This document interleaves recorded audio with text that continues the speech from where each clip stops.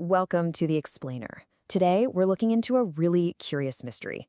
We live in this world of constant, dizzying change, right? Especially in how we work. But the science that's supposed to be studying all this, well, it often feels like it's stuck running on dial-up in a fiber optic world. So let's get into it and figure out what's really going on. So have you ever read some management advice or heard about a new company policy and just thought to yourself, wait, this feels like it's straight out of the 90s? If you've had that feeling, you're not alone. And turns out there's a real reason for it. The very tools researchers are using to understand our modern workplaces are often lagging way behind the reality of our actual work lives. And look, this isn't just a hunch. This quote here really hits it home. It basically says that despite all the incredible changes in technology and data over the last couple of decades, the fundamental way management research gets done, well, it's pretty much the same. This is the core of our mystery. Why is the research moving so slowly? So here's our game plan for this explainer. First, we're going to unpack what this problem of slow adoption really means. Then, we'll go full detective and investigate the 4 main barriers holding everything back. After that, we'll get a peek into the future and look at 3 incredible methods that could change everything.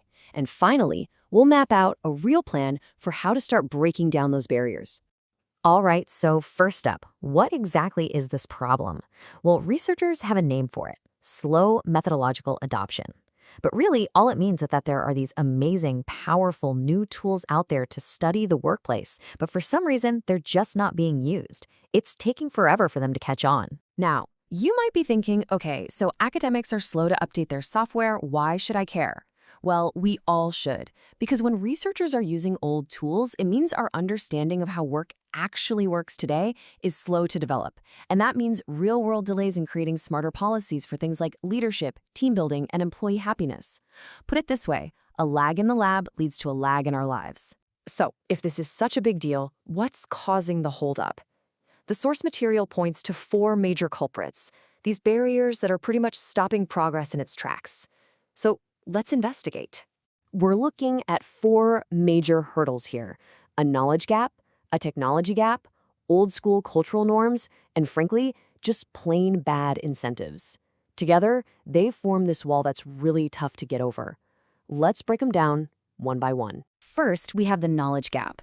You see, these brilliant new research methods are often published in journals that are so technical, they're almost impossible to read unless you're already an expert.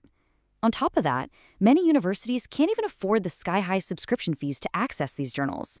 And get this, business schools are actually offering fewer advanced methods courses to their PhD students. So the next generation of researchers might not even know these tools exist. The second barrier is the technology itself. A lot of researchers are still trained on old, expensive software, and the new, more powerful stuff can have a really steep learning curve. But it's not just software. It's also about getting access to cutting-edge hardware, like wearable sensors or VR labs. Plus, there's a huge lack of teamwork with fields like computer science, where these tools are commonplace, which just leads to everyone fighting over the same small pot of resources. Okay, now this third barrier is where it gets really interesting: outdated norms. This is all about the culture of research.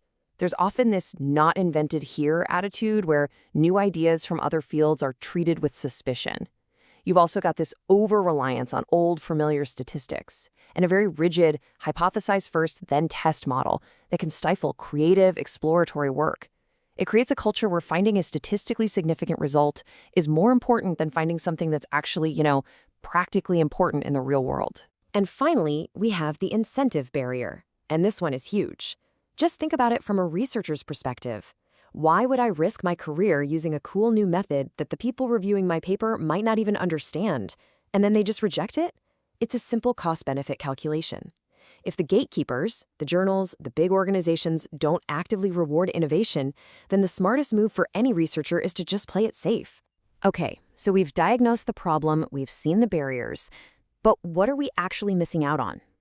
Let's switch gears and look at 3 truly game-changing methods that could completely transform how we understand work, if we just started using them. First up is what most of us just call big data. We're talking about the massive, almost unbelievable amount of information being created online every single second. It's usually defined by the 3 V's. The sheer volume is staggering, the velocity or speed at which it's created is insane, and the variety of data types, from text to photos to location pings, is unlike anything we've ever seen before. So what can you do with all that? The potential is mind-blowing. Instead of just sending out a survey once a year, you could analyze public data to see, almost in real time, how changes in a company's board diversity actually affect its stock price. Or you could study how employee referrals on LinkedIn really impact hiring. The questions you can answer are on a whole different level. Just think about that for a second. We could move past asking people how they feel about their jobs and start observing the digital trails that show us how our professional lives and identities are really taking shape online. It's a completely different way of seeing things. Okay, next up, video-based methods. This is all about capturing what people actually do, not just what they say they do on a survey. By recording real interactions, researchers can analyze body language, tone of voice, who speaks when, all the stuff that gives communication its real meaning. It's about getting to objective truth. And this lets us ask some incredibly subtle and important questions.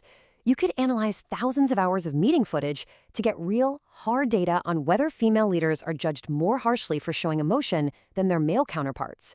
Or you could finally pinpoint the exact behaviors that make a team member toxic. I mean, this is a question millions of us have lived through, right?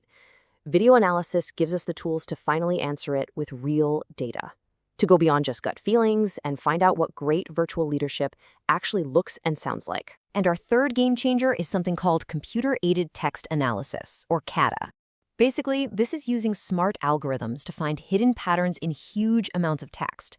We're talking every company email sent over an entire year, or thousands of pages of annual reports.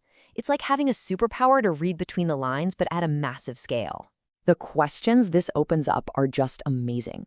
Imagine analyzing a company's internal emails and public press releases during a major crisis. You could see exactly how their language shifts, what they're truly worried about versus what they're saying publicly. You could see if a new CEO's way of talking starts to get picked up by their team. It's fascinating stuff. Just imagine it, being able to actually measure the mood, the secret concerns, and the shifting alliances inside a company just by analyzing their digital chatter. CATA gives us a window into the real, unfiltered soul of an organization in a way we've never had before. So we've seen the problem, and we've seen the incredible potential that's being locked away. The big question is, what are we going to do about it? So for our final section, let's look at a real, actionable plan for tearing down these barriers. Here it is, the path forward. It's a direct assault on each barrier. To tackle the knowledge gap, we democratize it. We create free, open access tutorials and videos on platforms like YouTube so anyone, anywhere can learn these new skills. To fix the tech gap, we have to break down the silos. That means funding projects that bring business school researchers and computer scientists into the same room. To change those outdated norms, we need to focus on the gatekeepers. We have to educate journal reviewers about these new methods so they don't fear what they don't know. And finally, to fix the bad incentives, you have to change the rewards. Journals need to create special issues and awards specifically for innovative research. That sends a powerful signal that this kind of work isn't just welcome, it's celebrated. So what it all comes down to is this. Upgrading the toolkit of management science isn't just some boring academic debate. It's about unlocking a smarter, faster, and more accurate understanding of our actual working lives. Which leaves us with one final big question to think about. What incredible new truths about our work, our teams, and our leaders are just waiting to be discovered once the research finally catches up to reality?